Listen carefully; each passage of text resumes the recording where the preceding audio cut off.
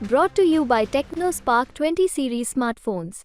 एक और जहां लोकसभा चुनाव में सीटों के बंटवारे को लेकर कांग्रेस और आरजेडी के बीच लगातार खींचतान जारी है, वहीं दूसरी ओर ऐसा लग रहा है कि कांग्रेस की खींचतान की वजह से वीआईपी को फायदा हो सकता है। नमस्कार, प्रणाम, बिहार तक देख रहे हैं आप। मैं हूं आपके साथ इंद्रमोहन। मुकेश सहनी लगातार प्रचार क्या कर रहे थे? मुकेश सहनी की एक मांग है कि निषादों को आरक्षण दिया जाए।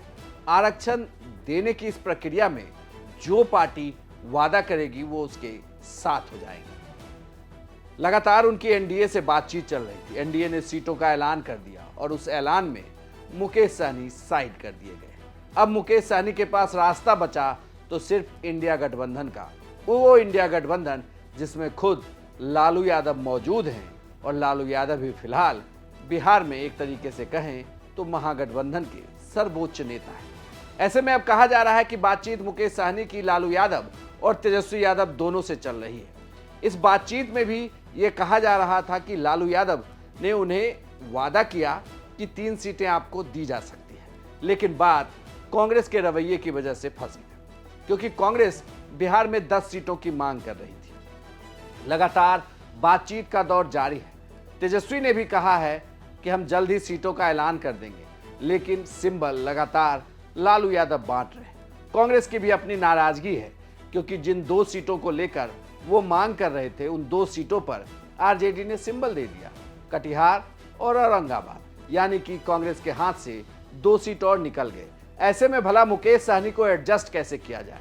लेकिन ये कहा जा रहा है कि कांग्रेस से दूरी की वजह से वीआईपी की किस्मत खुल सकती है, यानी कि मुकेश सहनी की पार्टी को 3 सीटें आरजेडी दे सकती है। लालू यादव 3 सीटों का उन्हें ऑफर कर सकते हैं, लेकिन मुश्किल ये है कि आखिर वो 3 सीटें होगी कौन? इससे पहले के भी लोकसभा चुनाव में वीआईपी पार्टी 3 लोकसभा सीट पर चुनावी मैदान में उतरी थी, लेकिन इस बार भी कहा जा रहा है कि आरजेडी से अगर उनकी बात बनी तो यही वो 3 लोकसभा की सीटें होंगी जहां से वो चुनाव लड़ सकते हैं। खुद मुकेश सहनी इस बार मुजफ्फरपुर लोकसभा सीट से चुनावी मैदान में उतर सकते हैं। लेकिन देखने वाली बात यह है कि अगर कांग्रेस को 10 सीटों की मांग पर आरजेडी मान जाती है तो ऐसे में मुश्किल होगी कि वो अपने हिस्से की सीट, यानी कि आरजेडी अपने हिस्से की सीट वीआईपी पार्टी को दे। तो मुश्किल ये भी होगी कि आखिर मुकेश सहनी लोकसभा चुनाव में करेंगे क्या वो तीसरे गठबंधन के साथ जाएंगे या फिर खुद की पार्टी से ही अपने उम्मीदवारों को उतारेंगे और खुद भी चुनाव लड़ेंगे? थोड़ा सा इंतजार करिए, लेकिन ये तय है कि मुकेश सहनी का गठबंधन अब इंडिया गठबंधन से हो सकता है और लालू यादव उन्हें सीटों का ऑफर भी दे सकते हैं। आपको यह जानकारी कैसी लगी हमें कमेंट बॉक्स में लिखकर जरूर बताइएगा और बिहार की तमाम खबरों के लिए देखते रहिए सिर्फ बिहार तक।